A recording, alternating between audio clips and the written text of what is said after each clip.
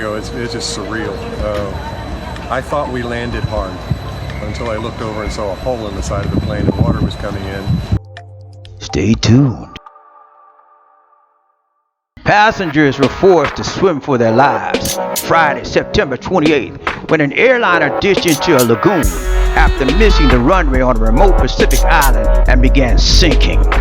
The Air Niugini Boeing 737 was attempting to land at Weno Airport in Micronesia, but ended up half submerged in Chuuk Lagoon in Micronesia.